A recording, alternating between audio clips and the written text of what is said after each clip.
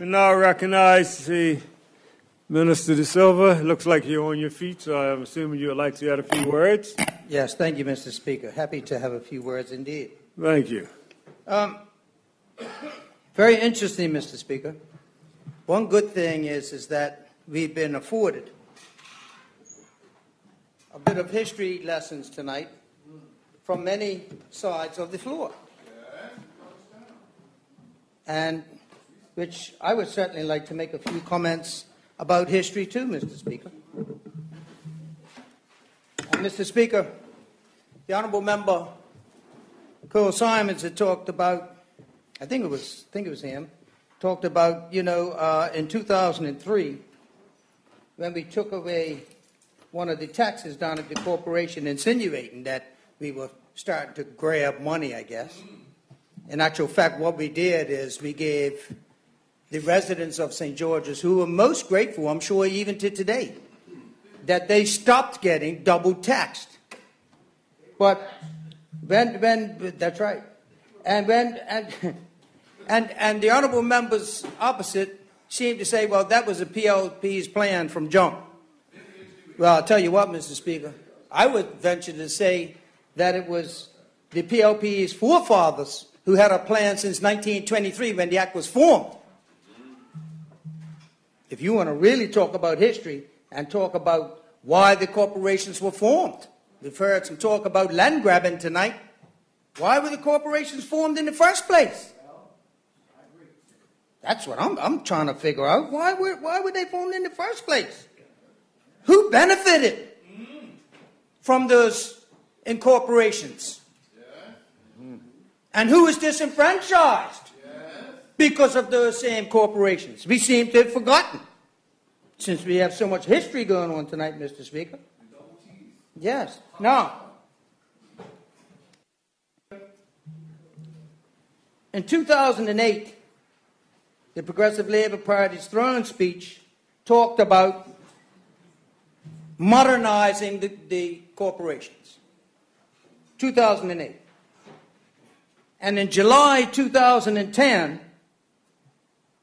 the Municipalities Reform Act was tabled. And Mr. Speaker, I issued a statement that day, because I was the minister at the time, if you remember, Mr. Speaker. And we talk about some of that history, too. Mm-hmm.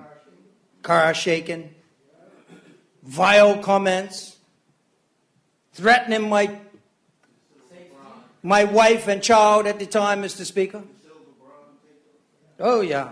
We saw the banners, DeSilva Brown takeover, land grab, land snatching, all that stuff. Yeah, I remember clearly, Mr. Speaker.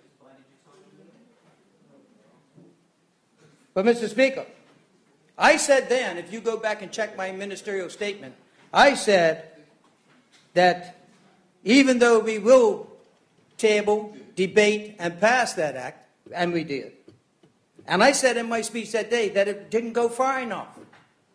I wish we would have. I can't say that it would have been all said and done, we wouldn't be here tonight, because we know what the OBA did when they got in. They turned right around, and in 2013, they were ready to take the corporation back. Ready to turn everything that we had reversed back. And then, who was it who stood up and said on that side, Mr. Speaker, we have no respect for the people of this country? Somebody had said that the minister, Mr. Roban, tabled this legislation and then had a few meetings and then said, you have no respect for the people of this country. Was it Cole Simons? Yes, yes. Point of order, Mr. Speaker. I said nothing yet. No, the honourable member is misleading the House. The honourable colleague did not say that they tabled the act and then had a few meetings. The honourable member said that he had a few meetings, and within very short order of those meetings, the act was tabled. Therefore, the act was all ready to go. That's what he said. No, he did not, Mr. Speaker. In fact, that doesn't even make sense, what she just said, because that was his argument. That, and you remember, Mr. Speaker, he said you tabled it, then you had two meetings subsequent. Yes, he did. He I'll tell you what. He basically implied that the legislation was Speaker, go ahead, drafted Mr. before the meetings when the meetings were taking place. The legislation was already drafted. He basically implied. I can't remember the exact words, but he basically implied that. Okay. Okay, hence oh, here comes Cole. No, he parked his office horse. He'll clarify for us. Go ahead, Cole. Mr. Speaker. No, you got to say point of order first. Point of order. Take your point of order. Your interpretation was absolutely correct, Mr. Speaker. What I said was, when we were having the public meetings, the legislation was drafted and had been approved by Cabinet. How do you know that? I said 2 weeks to 3 weeks later, it was tabled in this House. So why would we debate and talk to the community and collaborate to get their input You made your point now. when the legislation was already approved by Cabinet? You made your point. You made your point. Well, Mr. Speaker, I'll tell you what. The minister's right here. But continue Let the on. record speak for itself. We know when it was tabled, and we know we had the meetings. I'll tell you what. Didn't we have a meeting last week? If we had 2 meetings, it was on Tuesday and Thursday, I believe. I was there. So if the bill weren't tabled until afterwards, we shouldn't be debating today, Mr. Speaker. Am I correct? I think I'm correct. I don't hear no point of orders now. So, Mr. Speaker, I stand by what I said. So even the honourable member who got off his horse and came in here and made that point of order was wrong. Continue on. Continue on. Mr. Speaker, but let's pass, because the important thing out of that statement was when he said that we have no respect for the people of this country. That's what he said. He said that, I'll tell you what. He said we had no respect for the people of the country. But then, no. How about the airport? You talk about no respect for the people of the country. The OBA had a throne speech in November. 2 weeks later, they announced an airport deal. If you talk about no respect for the people of the country, but of course, no respect for the people of the country. You remember, Mr. Speaker, they came in this house one morning, I think it's about 5:30 in the morning. Oh, 4 o'clock? The darkness of night. You talk about, and why did they sneak in the house? Why did they sneak in, Mr. Speaker? And I'm making light of it. Why did they sneak in?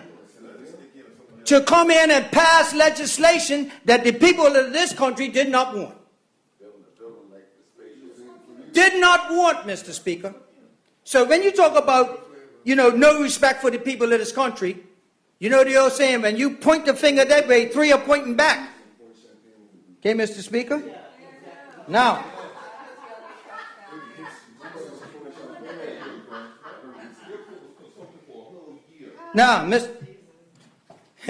the Honourable Opposition Leader says the airport was consulted for a whole year. It sure was undercover. It sure was undercover, Mr. Speaker. Oh, yeah, it was undercover, because we didn't find out until 2 weeks after the throne speech. But, Mr. Speaker, with your permission, Mr. Speaker, yeah. you could always tell when you're hitting the nerve. You could always tell when you hit the nerve, Mr. Speaker. Now, Mr. Speaker, since we're on a little history, let's talk about a little history. In June 2010, the current mayor and the mayor at the time, Mayor Gosling, made a presentation to Cabinet. And if I can quote, this is what he said. This is what he said the corporation's aims are. 1, making voting easier and accessible to all Hamilton residents. 2, eliminating privilege and increasing accountability in the corporations. 3, modernizing the corporation's authority to reflect the realities of the modern era. Now, isn't that something? Okay? Isn't that something? That he said that was the goal of the corporations in June in a cabinet presentation 2010. Just so happens it's the same words that the Honorable Hewitt Brown used in the 2008 throne speech. But when we come in and we want to turn the corporations into a quango so that we can do exactly that, we have opposition. I'll tell you what, things do change, Mr. Speaker. Because I remember... Point of order, Mr. Speaker. You take a point of order. Yeah, the honourable member is misleading the House because what he said that they're trying to do, he specifically just said that the mayor spoke to voting. And what he's now doing is to say that the positions in the corporation of mayor, councillor, and the like will be appointed. Mr. Speaker, the honourable member must learn how to listen.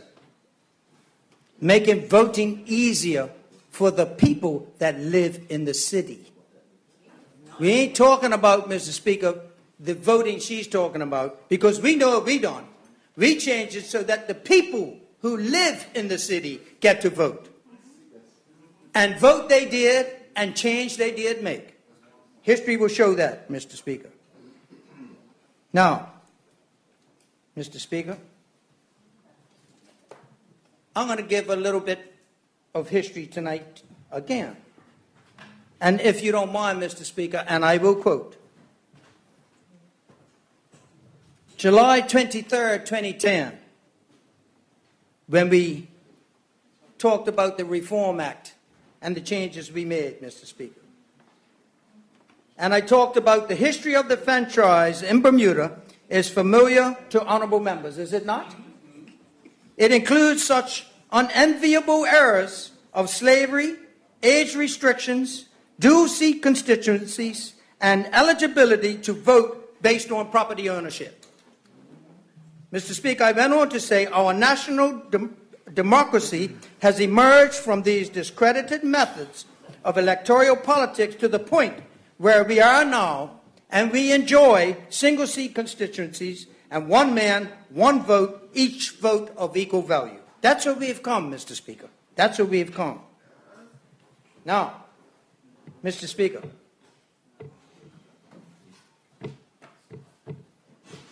fast forward to 2013. The OBA government come in, and they want to make some changes to the way the corporations are run, and changes they made. But the interesting thing was, and I made a note back then, I'll tell you when it was, Mr. Speaker. It was a debate held October the 2nd, 2013. And the former Premier, Mr. Dunkley, he weren't the Premier at the time, of course, Mr. Kennener was the Premier. And he said that this OBA change was righting a wrong. That's what Mr. Dunkley said, October 2nd, 2013. This OBA change is righting a wrong. Righting a wrong, Mr. Speaker. But let's make it clear. What we're doing tonight, this is what you call righting a wrong. And what are some of those wrongs that we are righting, Mr. Speaker? Snatch away voting rights. That's a very good comment from the Honourable Member Pat Gordon-Pamplin. Because you know what? This is what she says we're taking away. Some members of that particular party, the OBA government, Mr. Speaker, own several buildings in the city. And she said taking away voting rights. Well, let's talk about some of that. Some members from the OBA just happen to own several buildings in the city. Several. But guess what, Mr. Speaker? The Honourable Member just hit the nail on the head. Thank you very much. Some members get several votes. Now, you might say, no. How's that? Point of order. Let's hear a point of order on that. But I'm going to straighten it out for you right now, Mr. Speaker. Mr. Speaker, I have a point of order. Okay, I was waiting for that. Yeah. Thank you, sir. The honourable member will recall that the change in the Municipalities Act that was more recently done under the PLP administration took away double votes from people. So you could vote if you are a resident in the city and can prove that you are one by virtue of your land tax assessment and the like. So. Mr. Speaker, you know, the Honourable Member must listen. I never talked about the residents earning, because we know that the residents that live in this town, very few earn buildings over this side. So let me go back to where I was, Mr. Speaker.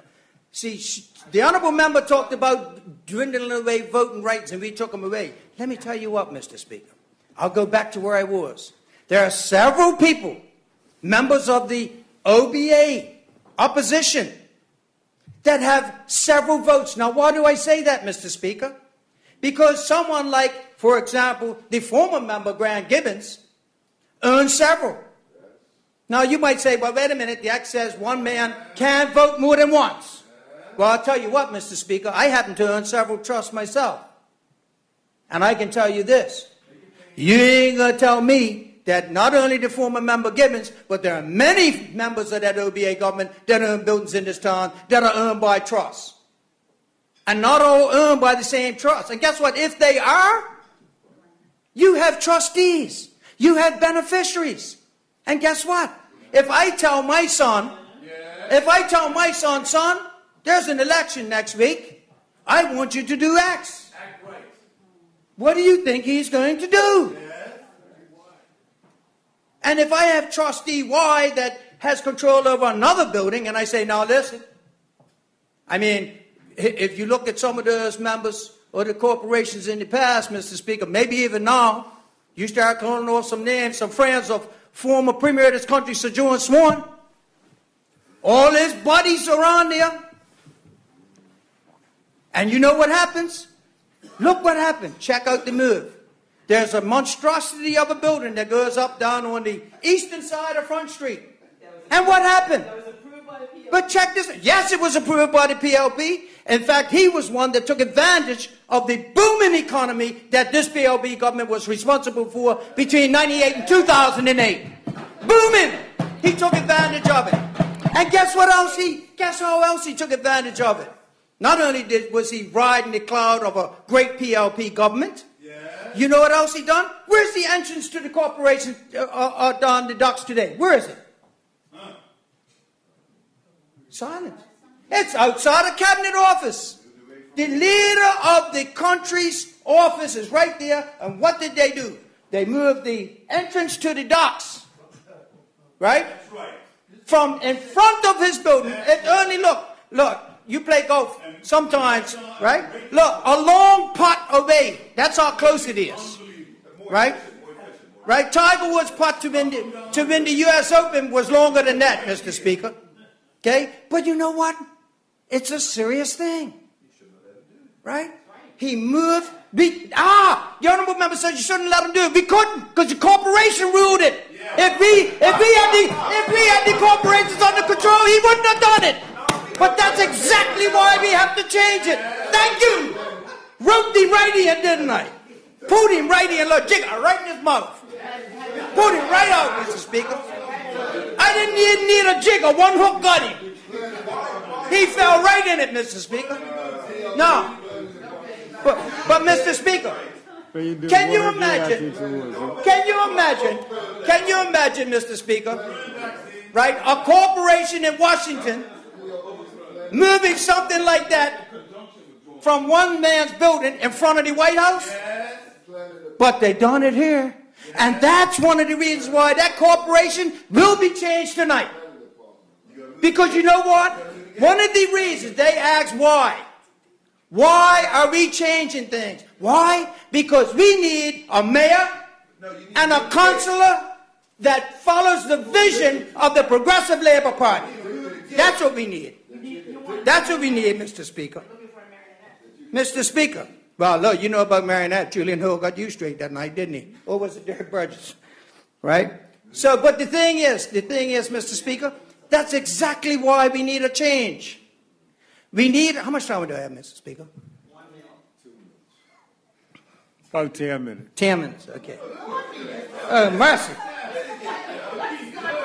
Now, Mr. Speaker, it's interesting. It's interesting. I gave you that one example thanks to the honorable opposition leader. I gave you that one example of why we need to just pull the strings on the corporation. Okay?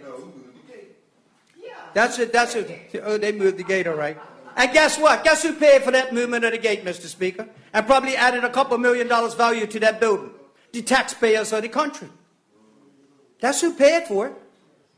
The honorable member said, who paid for it? The taxpayers of the country paid for it. Millions of dollars. Just like that pumping station that's sitting down there on the other side of what's it called, that supermarket on Front Street. Supermarket. On the other side, paid millions of dollars. Millions of dollars for a pumping station to move it from A to B and put all that stuff out in the water. Instead of building a sewage plant. Derek Burgess, the honorable member. See, this is why we need to change it. If you go to Dockyard, where the dump used to be out there, what's that? Sallyport, where I used to go with half a load of trash and come back with a full load every Sunday, Mr. Speaker. When you talk about making do, and the honorable member Pat Gordon Pamplin said her mama used to make $1 out of 50 cents. Well, when I went to the dump up there, you remember, Mr. Speaker, we used to go out on about one push bike and come back 3. I had many, and how about the go-karts we used to make out of because we used to find? That's right. Some they of the had boys wood, did that put a little string on the front, by come off Scour Hill, move it. Yeah. What? Anyway, I digress. But Mr. Speaker, if you go out there now, there's a first-class, state-of-the-art sewage plant. Thank goodness for the vision of Derek Burgess. And even the honorable member Suzanne Jackson said it's a good one.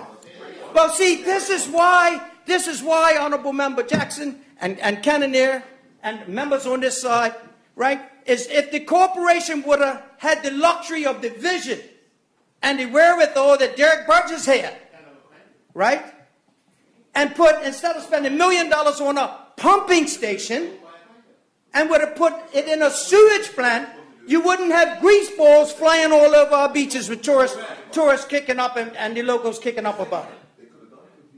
See, that's why we must make changes. Because they don't like to hear this. We have visionaries on this side of the house, Mr. Speaker.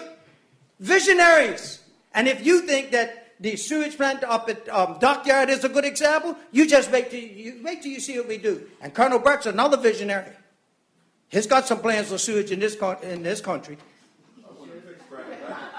Hey? Fix. Look, the honorable member over there, the opposition leader says fix Grand Atlantic first. Well, we wouldn't have to fix it if you wouldn't have cried boogeyman for 3 years. And in fact, Mr. Speaker, I keep it right here. I keep it right here. Look, Mr. Speaker, souvenir. Look at that. OBA aired prior to 2012.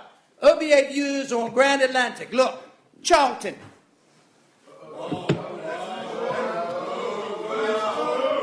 Now, look, they have to try to find a way. And his quote, and I see when I talk about quotes with the Speaker, I table stuff.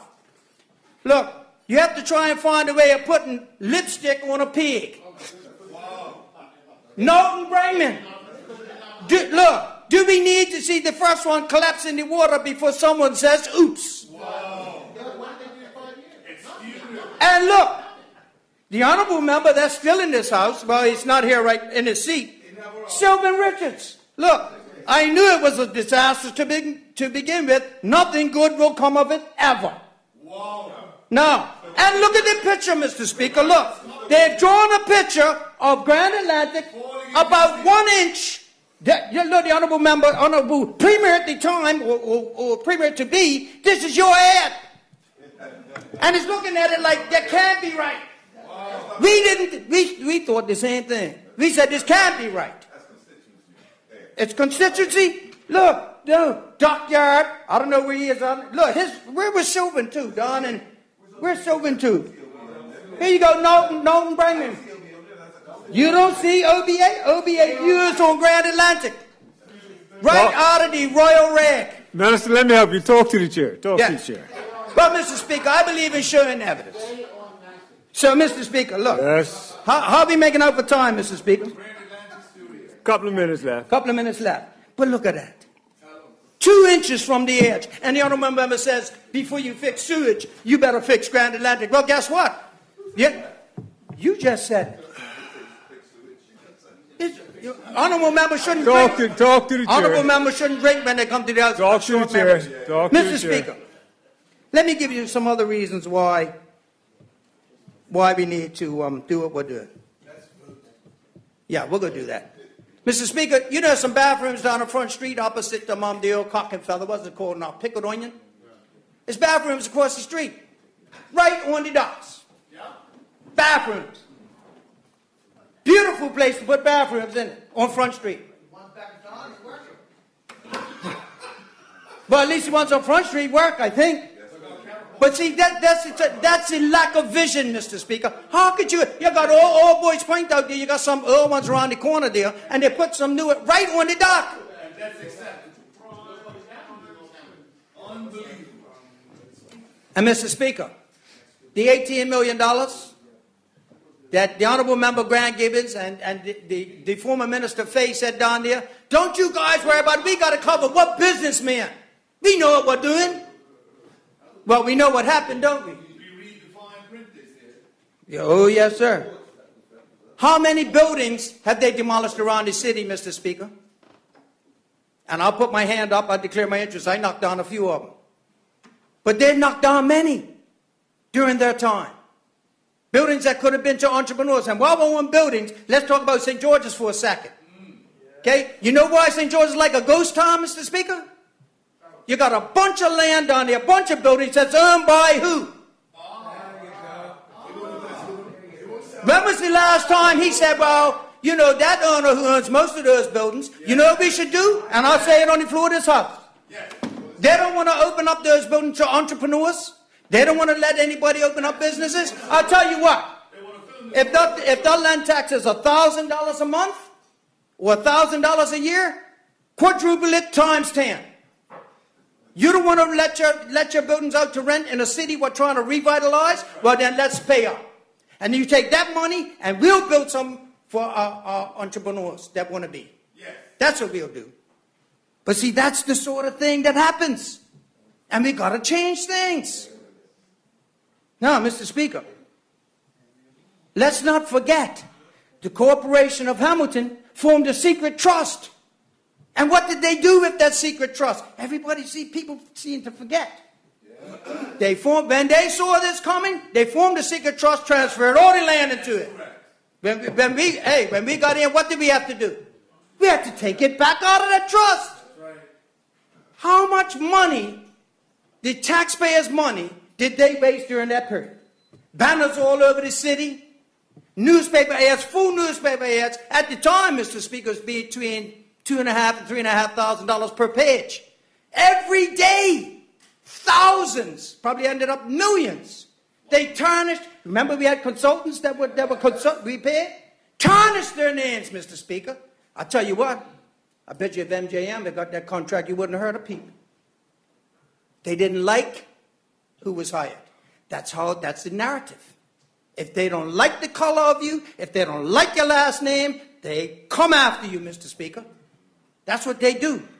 Now, I heard a story about the fire hydrants this week. We had a building that burnt to the ground a couple of months back. Burnt to the ground, why? Darn fire hydrants didn't work. And then Mayor Gosling gets up at the town hall meeting this week. He gets up at the town hall meeting and says, wait a minute. We didn't take them over until 1982. Well, since 1982, Mr. Gosling, you've had, the corporations had to get the darn fire hydrants working.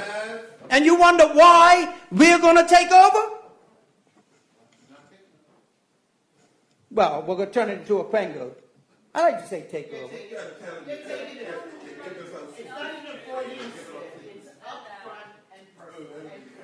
And Mr. Speaker, let me end on this note. We're getting close to the end, Mr. Speaker. We're getting close to the end. Getting close to it. This hogwash about a land grab, the Honorable Member Peck Gordon Patton had the audacity to talk about this is like the land grab down in Tucker's Town. Are you serious? Are you serious? Who did that land belong to? Who was it taken from? Who does this land belong to in the city? Like, really, Mr. Speaker?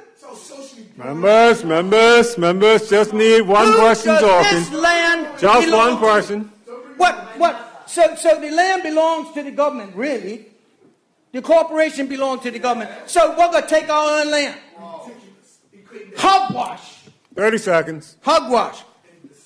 And Mr. Speaker, let me say this. When they talk about the, what did that honorable member say? Access to capital and cash. People are licking their chops to get down Front Street. I'll tell you what, I'm licking my chops. I'm going to finish right now, Mr. Speaker. You know what I'm licking my chops for? Yes, I am licking my chops for Front Street to come under control of the corporation that will get direction from this government, because then we're going to turn it into something for the people of the country. Thank you.